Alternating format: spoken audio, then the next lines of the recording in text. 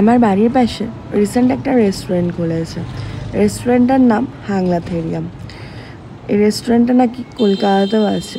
কলকাতাতে আমি পড়াশোনার সূত্রে থাকতাম, কিন্তু কোনোদিনও এই রেস্টুরেন্টে খাওয়া হয়নি। মালদাতে খোলার পর এটা সেকেন্ড দিন আমি যাচ্ছি। প্রথম দিন যেদিন গেছিলাম সেদিন কোনো ব্লগ বানানো হয়নি। সেদিন ওখানে বসে আমি চিকেন রেশমি কাবাব আর ফিরনি খেয়েছিলাম। ফিরনি খেতে আমার দারুণ লাগে। মালদাতে সেভাবে ফিরনিটা অতটা ভালো খাইনি আমি কোথাও। বেশি খুব একটা দোকানে পাওয়াও যায় না, খুব জোর হলে এক দুটো দোকানে পাওয়া যায়। যতবারই খেয়েছি তো অতটা ভালো লাগেনি, বেশি খাইও নি আমি, এক দুবার হয়তো খেয়েছি খুব জোর হলে, কিন্তু কোনো দোকানেরই ফিরনি আমার ভালো লাগেনি। কিন্তু সেদিন যখন ফিরনিটা খেলাম মনে হচ্ছে কলকাতায় বসে ফিরনি খাচ্ছি, এত সুন্দর স্বাদ। যারা যারা ফিরনি খেয়েছে তারা অবশ্যই জানবে। খাবার দাবারও ভালো ছিল। আর ওদের রেস্টুরেন্টটা জোম্যাটো সুইগিতে অ্যাভেলেবেল নেই, ওদের ফোন করে অর্ডার দিতে হয়, হোম ডেলিভারি আছে। আর রেস্টুরেন্টের আশেপাশে বাড়ি থাকলে, মোটামুটি ওই 40 কিলোমিটারের মধ্যে বাড়ি থাকলে ডেলিভারিটা ফ্রি হয়। আর এটা ওদের ভেতরটা রেস্টুরেন্টের।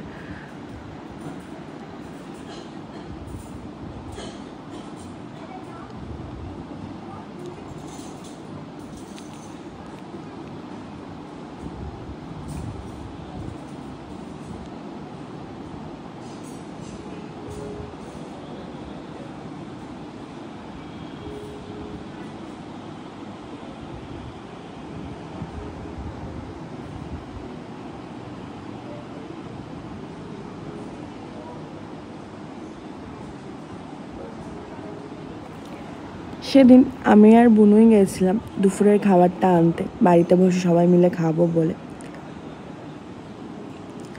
তো আমরা অর্ডার করেছিলাম মাটন বিরিয়ানি, মাটন রোগান জোস, বাসন্তী পোলাও আর চিকেনের একটা আইটেম ছিল, যাই হোক নামটা আমার মনে নেই। আর ফিরনি তো সাথে থাকবেই।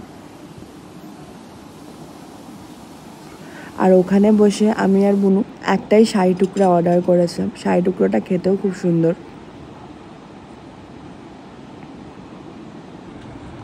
তারপর ওখান থেকে আমরা খাবার দাবার নিয়ে বেরিয়ে যাই। আর যেহেতু রিচ খাবো তো কোল্ড ড্রিঙ্কস তো লাগবে।